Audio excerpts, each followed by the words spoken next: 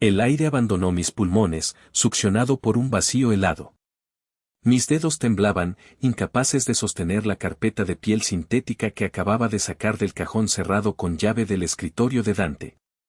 Los papeles se deslizaron y cayeron al suelo de madera, desparramándose en un silencio acusador. Estaba de 8 meses de embarazo. Moverme era una tarea monumental, atarme los zapatos, una batalla perdida. Y allí, en el suelo de nuestro impecable estudio, yacía una solicitud de divorcio. Me agaché con un gruñido, el peso de mi vientre dificultando cada milímetro. Mis ojos se clavaron en la línea que había visto al abrirla. Motivo del divorcio, adulterio. ¿Adulterio? La palabra resonó en mi cabeza como un eco enfermo. Apenas tenía energía para arrastrarme del dormitorio al baño.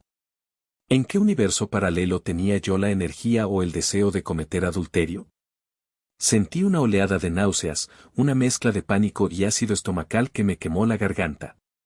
Entonces, como piezas de un rompecabezas podrido, las últimas semanas cobraron un sentido horrible.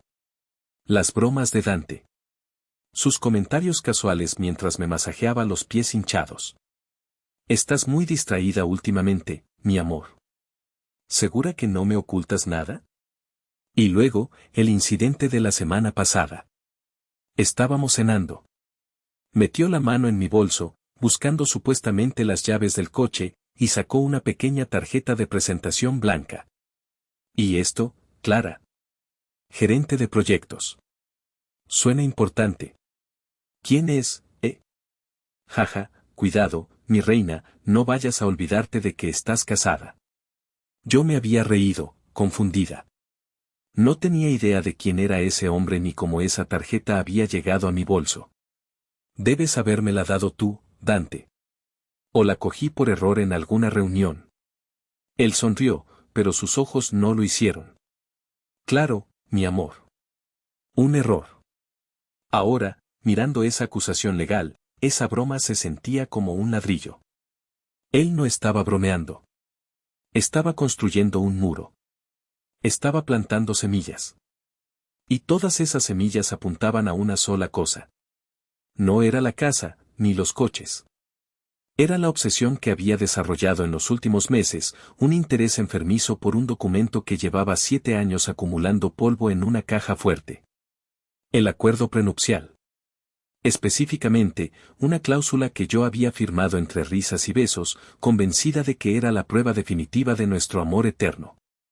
La cláusula de los $7 millones. 7 años antes, yo no caminaba. Yo flotaba. Dante era todo lo que una mujer podía soñar. Carismático, detallista, guapo y completamente loco por mí. O eso creía yo. Estábamos a 3 meses de la boda de nuestros sueños en la costa, probando menús y eligiendo flores, cuando él sacó el tema. Estábamos en nuestro restaurante italiano favorito, compartiendo un tiramisú. Clara, mi vida, empezó, y su tono cambió. Dejó la cuchara y me tomó las manos. Hay algo que necesito pedirte. Y quiero que sepas que esto viene del lugar más vulnerable de mi corazón. Se me heló el estómago. Necesito que firmemos un acuerdo prenupcial. Sentí como si me hubiera echado el vino helado encima. ¿Qué? ¿Un acuerdo? Dante, ¿por qué? ¿No confías en mí? Y entonces, vi al hombre del que me había enamorado transformarse. Su rostro se contrajo, sus ojos se llenaron de una tristeza tan profunda que me partió el alma. No era agresivo. Era una víctima. No, mi amor, no. Es por ti que confío. Es por lo que me pasó antes. Me contó una historia desgarradora. Una historia sobre su primera esposa, una mujer que, según él, lo había destruido. Dijo que ella lo había engañado durante meses, que había fingido un embarazo y que, al final, se había marchado, dejándolo no solo con el corazón roto, sino en la ruina financiera. Me quitó todo, Clara, susurró, y vi una lágrima auténtica rodar por su mejilla. Me dejó sin nada. Me costó años recuperarme. Yo te adoro más que a mi propia vida, pero estoy aterrado. Estoy dañado. Se inclinó sobre la mesa, su voz era un ruego. Necesito sentirme seguro contigo. Es solo un papel, mi amor. Un símbolo. Si de verdad me amas, si esto es para siempre, entonces el papel no importa. ¿Lo entiendes? Y como una tonta, caí. Me sentí culpable. ¿Cómo podía yo, que lo amaba tanto, hacerle revivir ese trauma? ¿Cómo podía dudar de él cuando él estaba siendo tan vulnerable? Una semana después, estaba en la oficina de su abogado. Mi propio abogado me había aconsejado que no lo hiciera. Clara, esta cláusula de adulterio es draconiana. $7 millones es una locura. Es una trampa. Pero yo estaba enamorada. Le dije a mi abogado que estaba exagerando. Clara, sabes que te adoro, me dijo Dante esa noche, justo antes de que firmara. Los 7 millones son simbólicos. Si alguna vez rompes eso, si me traicionas, no es por el dinero. Es que sabré que nunca fuiste mía de verdad. Para demostrar mi lealtad inquebrantable, firmé. Firmé mi sentencia de muerte con una sonrisa estúpida en la cara, sintiéndome la mujer más comprensiva del mundo.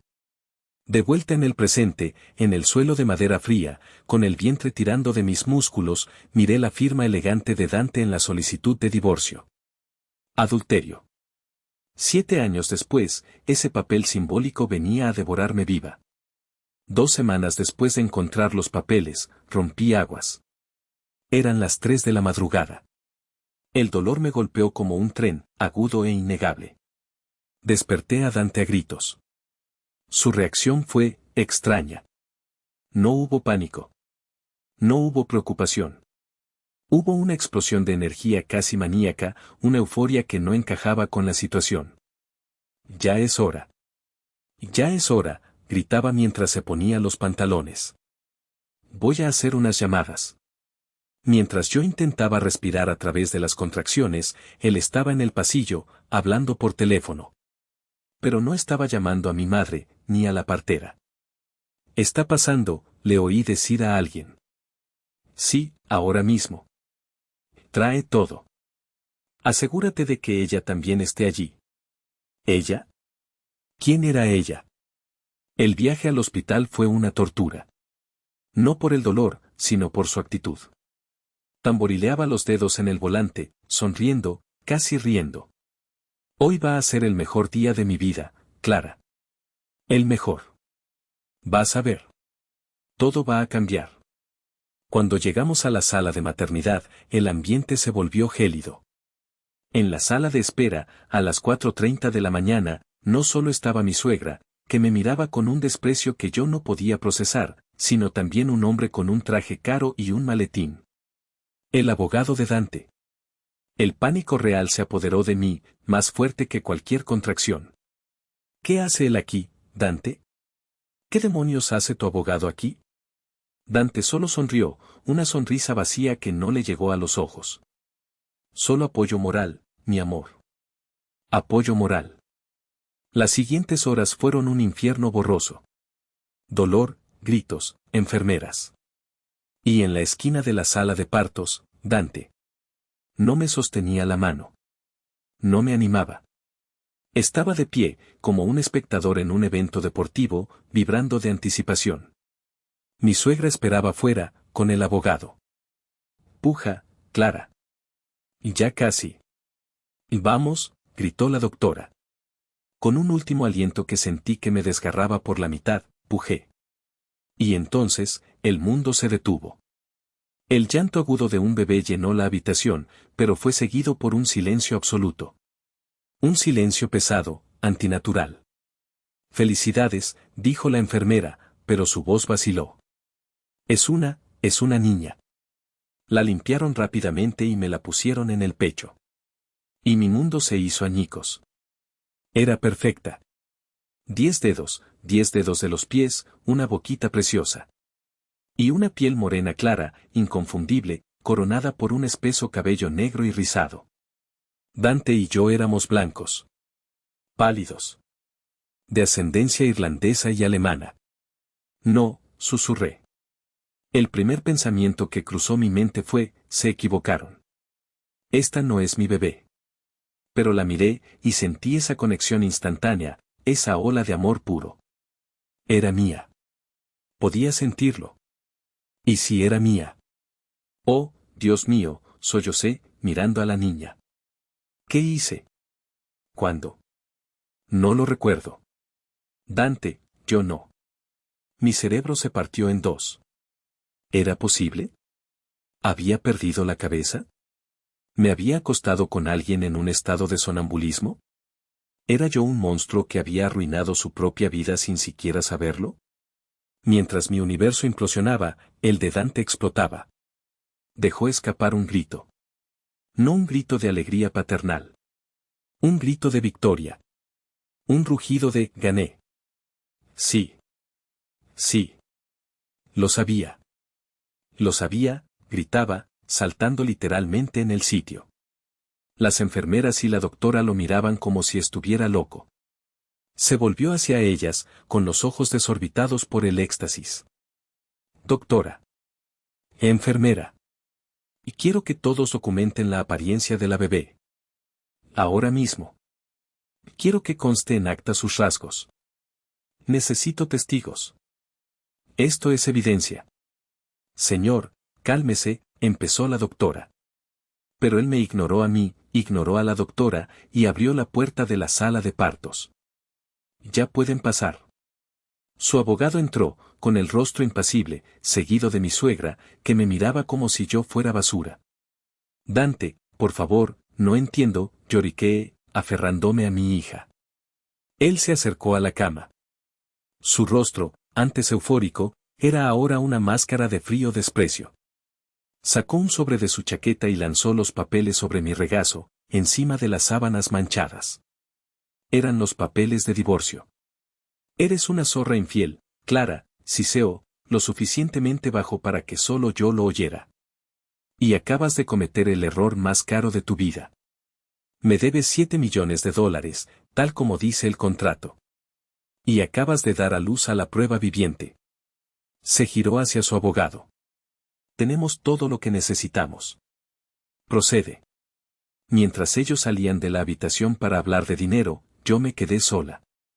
Sola, con una bebé inocente en brazos, que era la prueba irrefutable de un crimen que yo no recordaba haber cometido. El llanto me ahogaba. Saqué mi teléfono con manos temblorosas y marqué el número de mi abogado de familia, el licenciado Robles. Robles, apenas pude decir. Necesito ayuda. Por favor, mi esposo dice que le debo $7 millones. El licenciado Robles era todo lo que Dante no era. Mayor, con el cabello plateado, ojos amables pero increíblemente astutos, y una calma que parecía inquebrantable. Había sido el abogado de mi padre durante 30 años. Llegó al hospital esa misma tarde, después de que Dante y su séquito se hubieran marchado. Me encontró en un estado lamentable, abrazando a mi hija, a quien había decidido llamar Valentina. Revisó los papeles que Dante me había arrojado. Suspiró profundamente. Clara, voy a ser honesto contigo, dijo con voz suave pero firme. Esto es un desastre. El contrato prenupcial es férreo. Y bueno, la evidencia es bastante clara. Un juez verá al bebé y... Pero yo no lo hice, grité, haciendo que Valentina saltara en mis brazos. Se lo juro por mi vida, Robles. Yo nunca lo engañé. Él me miró fijamente. Sí te creo, Clara. Pero la ley necesita más que tu palabra. Fue entonces cuando me quebré. Le conté todo. No solo sobre el bebé, sino sobre los últimos meses. Va a pensar que estoy loca, le dije, las lágrimas corriendo por mi cara. Pero, durante meses me sentía agotada. No un cansancio normal de embarazo. Un agotamiento como si me hubieran drogado. Me despertaba con lagunas mentales, sin recordar haberme ido a la cama. Y esto es lo más extraño, a veces encontraba pequeños moretones en mi muslo. Aquí. Le señalé. Pensé que eran por torpeza, por chocarme con los muebles, pero eran como pinchazos. La expresión de Robles cambió. Dejó de ser el abogado paternal y se convirtió en un depredador. Sus ojos se afilaron. ¿Pinchazos? ¿dices? ¿Lagunas mentales? Se levantó. No firmes nada. No hables con Dante. No hables con su abogado. Solo cuida a esa bebé. Voy a hacer unas llamadas. Robles no perdió el tiempo investigando mi vida amorosa inexistente. Investigó a Dante. Contrató a un investigador privado, un hombre llamado Héctor Ríos, un ex policía que olía el engaño a 1 kilómetro. Mientras yo estaba escondida en mi habitación de hospital, Ríos empezó a cavar. Y lo que encontró fue aterrador. No empezó por los últimos días. Empezó 9 meses atrás, justo cuando debía haber concebido. Y encontró los extractos bancarios. Transacciones sospechosas. Compras en línea a proveedores médicos especializados. Cantidades significativas de Propofol, un sedante de acción rápida que solo se usa en hospitales. Jeringas. Catéteres. Y un kit completo de inseminación artificial de grado profesional. Robles me llamó. Clara, creo que sé lo que pasó. Y es peor de lo que imaginas. Pero todavía nos falta una pieza. ¿Por qué el bebé es birracial? Robles y Ríos tenían un cómo, pero no un por qué. Si Dante me había inseminado él mismo, el bebé debería haber sido blanco. A menos que... Ríos empezó a revisar los círculos sociales de Dante. Sus colegas, sus amigos del gimnasio. Y entonces, encontró un nombre, Samuel. Samuel había sido colega de Dante en su antigua firma, antes de que Dante abriera su propio negocio. Eran amigos, o al menos amigos de trabajo. Y Samuel era afroamericano. Robles lo llamó. Samuel estaba confundido. No había hablado con Dante en casi un año. Robles fue directo. ¿Usted o su esposa están en algún tipo de tratamiento de fertilidad? Hubo un silencio al otro lado de la línea. Sí, dijo Samuel, desconfiado. ¿Por qué? ¿Tienen muestras congeladas en alguna clínica privada?, presionó Robles. Silencio de nuevo. En la clínica de herencia genética del centro. ¿Qué está pasando? Robles colgó y envió a Ríos a esa clínica. Ríos, usando su antigua placa y mucha labia, pidió ver los registros de seguridad de 9 meses atrás. La clínica se puso nerviosa. Admitieron que habían tenido una violación de seguridad menor en esa época. Alguien había entrado en el área de almacenamiento, pero insistieron en que no se había comprometido nada. Ríos exigió las cintas. Y allí estaba. 9 meses atrás, a las 2:14 de la madrugada. Una figura vestida con un uniforme de limpieza, alguien que obviamente no era personal de limpieza, usando una tarjeta de acceso robada. La figura entró en el almacén criogénico, fue directamente a un tanque específico, y manipuló un contenedor etiquetado con el nombre de Samuel. Aunque la figura llevaba una gorra y un cubrebocas, la forma en que caminaba, la arrogancia en sus movimientos. Ríos lo supo. Era Dante. 2 semanas después del nacimiento de Valentina, se programó la reunión en la oficina de Robles. Yo estaba allí, temblando, con mi madre sosteniendo a Valentina en el pasillo. Dante y su abogado llegaron con una arrogancia que apestaba. Dante incluso traía una botella de champán bajo el brazo. Para celebrar la firma, Clara dijo con una sonrisa de tiburón: Seamos civilizados. Me das los 7 millones y ambos seguimos con nuestras vidas. Yo me quedaré con la evidencia, por supuesto. Nos sentamos alrededor de la gran mesa de caoba.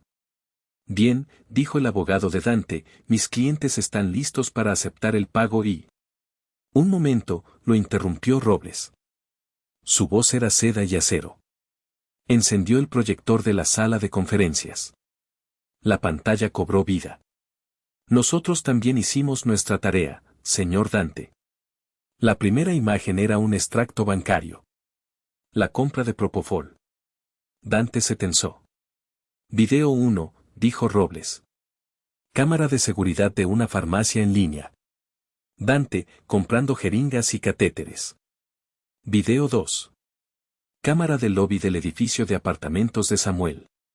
2:03 de la mañana, Dante entrando. Video 3. La clínica de fertilidad. Dante, disfrazado de conserje, robando el contenedor de Samuel.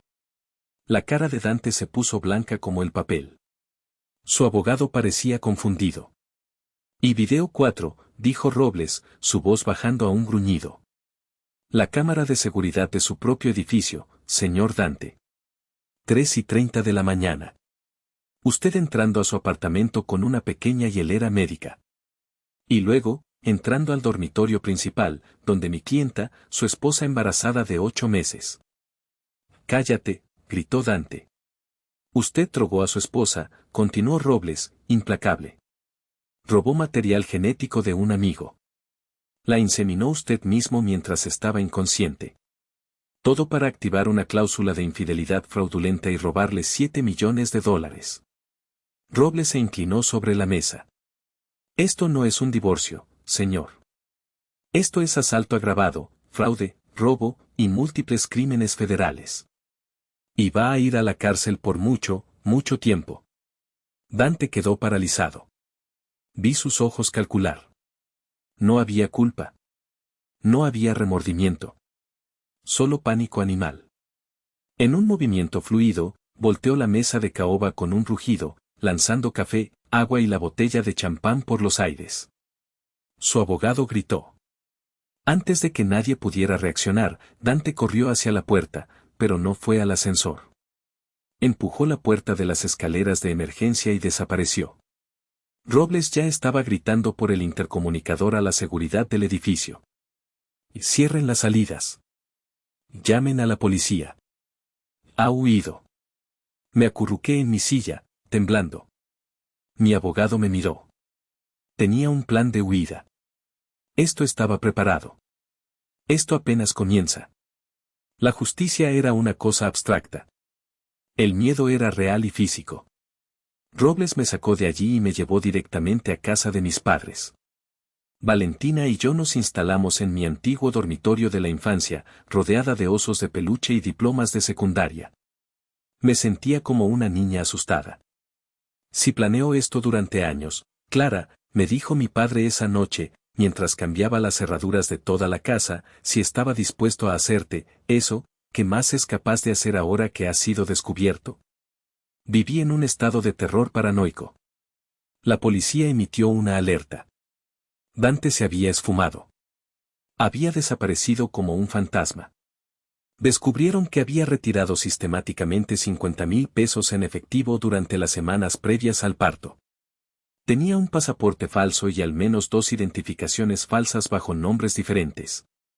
Esto no era una huida impulsiva, era la activación de un protocolo de emergencia. Dejé de dormir. Cada crujido del suelo me hacía saltar.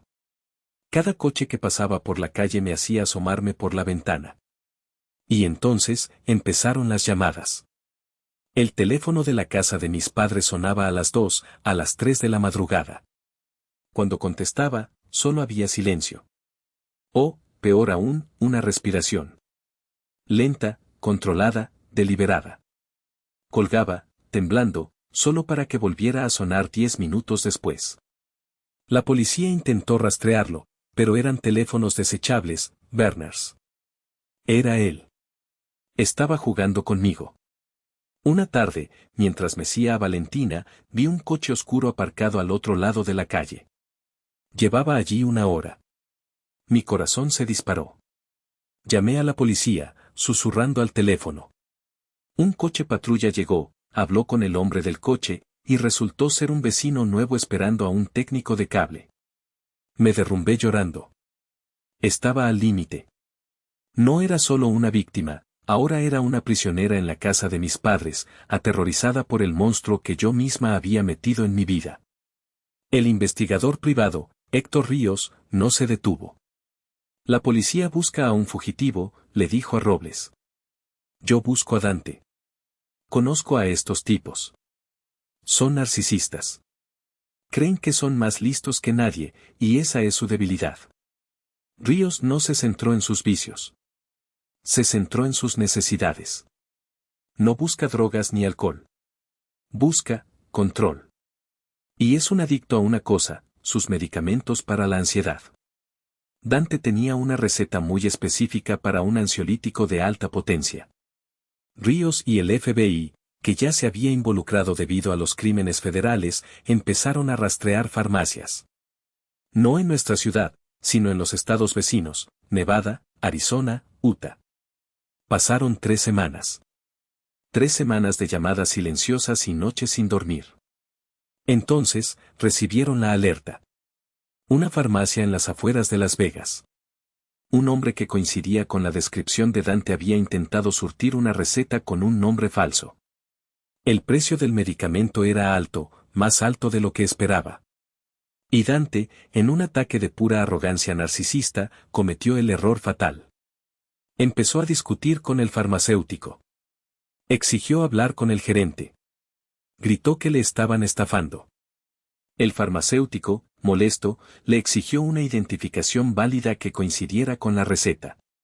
Dante, frustrado, arrojó su identificación falsa sobre el mostrador, pero su arrogancia lo había hecho memorable. El farmacéutico lo reconoció de los boletines del FBI esa misma tarde. El FBI no tocó la puerta del apartamento que Dante había alquilado en efectivo. La derribaron. Lo encontraron en pijama, intentando meter un ordenador portátil en el microondas. Su rostro, cuando lo sacaron esposado, ya no era arrogante. Estaba vacío. Estaba vencido. Cuando el FBI registró el apartamento, encontraron algo mucho más valioso que el dinero o las identificaciones falsas. Encontraron la Biblia de su plan. 3 diarios de tapa dura. No eran diarios de emociones. Eran libros de contabilidad de su maldad. 14 meses de planificación meticulosa. Página tras página, detallaba todo. El estudio de las leyes de nuestro estado sobre acuerdos prenupciales. La selección de la víctima donante, Samuel, a quien describió como demasiado confiado y fácil de robar. Notas sobre cómo practicar la inseminación con maniquíes médicos. Cálculos precisos de mi ciclo de ovulación. Y la parte más escalofriante, notas sobre cómo actuar sorprendido en el hospital. Cómo fingir ira. Cómo parecer una víctima. Incluso tenía un guión de lo que planeaba decirme. Esos diarios fueron el último clavo en su ataúd. El caso legal fue una avalancha. Samuel y su esposa, horrorizados, se unieron a la demanda penal. Habían perdido sus únicas muestras, sus esperanzas de tener un hijo biológico. La madre de Dante, que al principio me había acusado de mentirosa, fue citada por la fiscalía. Le mostraron los diarios. Se derrumbó en la sala de interrogatorios. Testificó que recordaba a Dante haciendo preguntas extrañas sobre genética y herencia, y que lo había visto practicar con jeringas, pero él le dijo que era para un proyecto de arte. Mi divorcio fue inmediato. El acuerdo prenupcial fue anulado por fraude flagrante. La fiscal asignada, una mujer dura como el hierro llamada Navarro, no mostró piedad. Acumuló cargos, asalto agravado, fraude, robo de material genético, coerción reproductiva, fraude electrónico. El día de la sentencia, la sala estaba llena. Dante, con su traje de prisión naranja, evitó mi mirada. La fiscal Navarro pidió la pena máxima. El juez lo condenó a 25 años en una prisión federal, sin posibilidad de libertad condicional anticipada. El sonido del mazo golpeando la madera resonó en la sala. Me eché a llorar. No era un llanto de alegría. Era el llanto de un agotamiento profundo. Había ganado. Pero había perdido 7 años de mi vida, mi confianza en la humanidad y la concepción normal de mi hija. La guerra legal había terminado, pero mi guerra interna apenas comenzaba. Empecé la terapia 2 veces por semana con la doctora Inés Gallo. Fue el proceso más brutal de mi vida. Más difícil que el parto, más aterrador que el juicio. Tuve que aceptar que el hombre con el que me había reído, el hombre que había cocinado para mí, el hombre que yo amaba, no existía. Era una máscara. Y tuve que procesar mis sentimientos hacia Valentina. La amaba con una ferocidad que me dolía físicamente. Era mi hija, mi sangre. Pero cada vez que le peinaba sus hermosos y apretados rizos, recordaba la cara de Dante celebrando en el hospital. Cada vez que alguien en el parque comentaba lo exótica que era, yo sentía una punzada de vergüenza y rabia. Valentina era mi ancla y, al mismo tiempo, la herida que nunca cerraba. Odiaba a Dante por eso. Odiaba que su veneno hubiera manchado incluso el amor más puro que jamás había sentido. La doctora Gallo me escuchó durante semanas. Y un día, me entregó una hoja de papel y un bolígrafo. Quiero que escribas algo, me dijo. Quiero que escribas, no fue mi culpa. Fui drogada. Fui asaltada. Soy una víctima y una superviviente. Lo escribí. Ahora, dijo ella, léelo en voz alta. La primera vez que lo leí, vomité en la papelera de su consulta. La 10ª vez, solo lloré. La 20ª vez, después de semanas repitiéndolo, mi voz tembló, pero no se rompió.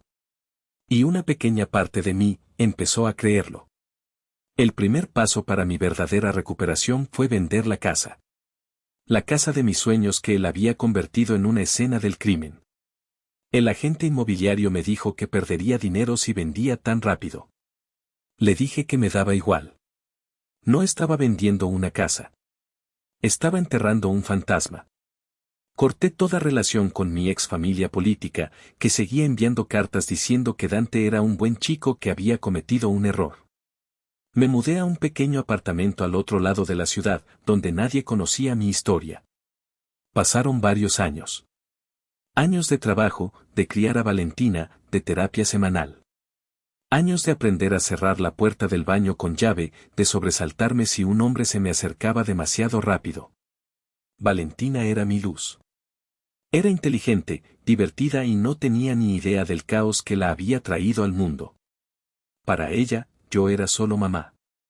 Cuando Valentina tenía 4 años, conocí a Julián. No hubo fuegos artificiales. No hubo pasión arrebatada. Julián era profesor de historia en la universidad local. Era tranquilo, usaba gafas y tenía la sonrisa más amable que había visto nunca. Nos conocimos en la biblioteca. Fue lento. Él conocía mi historia, el caso había sido noticia local. Y no le importó. No me trató como si estuviera rota. Nuestra primera cita fue en un parque, con Valentina entre nosotros. Él no intentó impresionarme. Se pasó la tarde enseñándole a Valentina a identificar los diferentes tipos de árboles. Se hizo amigo de mi hija primero. Y por eso, me enamoré de él. Cuando le conté mis miedos, mi trauma, él no intentó arreglarme. Solo me escuchó. No tienes que superar nada, Clara, me dijo. Solo tienes que vivir. Yo estaré aquí mientras lo haces. Nos casamos un año después, en el jardín trasero de mis padres. Una ceremonia con 20 personas. Valentina fue la niña de las flores. Cuando Valentina tenía 6 años, Julián la adoptó legalmente. Lloró más que yo el día que el juez lo declaró su padre oficial. 10 años después de la sentencia de Dante, recibí una llamada del alcaide de la prisión federal. Dante había sufrido un infarto masivo en su celda. Había muerto solo, a cientos de kilómetros de distancia. Colgué el teléfono. Esperé sentir algo. Odio. Alivio. Venganza. Alegría. No sentí nada. Solo, silencio. La estática de mi vida por fin se había apagado. Miré por la ventana. Julián estaba en el jardín, empujando a Valentina en el columpio. Me di cuenta de que Dante ya había muerto para mí hacía mucho tiempo. Se acabó. Por fin. Valentina creció. Creció brillante, divertida y ferozmente protectora conmigo. Era imposible ocultarle al mundo que Julián no era su padre biológico, y las preguntas llegaron cuando entró en la adolescencia. Con la ayuda de la doctora Gallo, le conté la verdad. Una versión adaptada a su edad, pero la verdad. Que el hombre que proporcionó la mitad de su ADN era un hombre muy malo que me había lastimado para conseguir dinero. Que ella no fue concebida por amor, sino por un crimen. Pero que desde el segundo en que la vi, ella era amor. Pensé que la rompería. Pensé que me odiaría. Pero Valentina no se rompió. Se enfureció. Vi un fuego encenderse en sus ojos ese día. El fuego de una injusticia que corría por sus venas. Canalizó esa furia no hacia la destrucción, sino hacia los estudios. Se obsesionó. Se graduó la primera de su clase. Entró en la mejor universidad.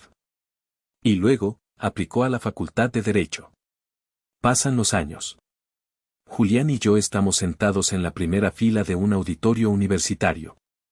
Sostengo su mano con fuerza. Mi hija, Valentina, está en el escenario, con su toga y birrete. Es la oradora de su promoción de la Facultad de Derecho. Se acerca al podio, ajusta el micrófono. Mira a la multitud, y sus ojos encuentran los míos. Muchos de nosotros entramos aquí por razones personales, dice, su voz clara y fuerte. Yo entré porque, hace muchos años, un hombre le hizo algo terrible a mi madre. Usó la ley como un arma para intentar destruirla.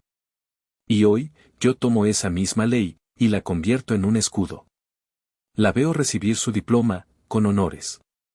Su especialidad, derechos reproductivos y litigación contra el fraude médico. Me seco una lágrima. Dante pasó 14 meses planeando cómo robarme $7 millones. Me drogó, violó mi cuerpo, mi confianza, e intentó destruir mi vida y la de Samuel. Fracasó.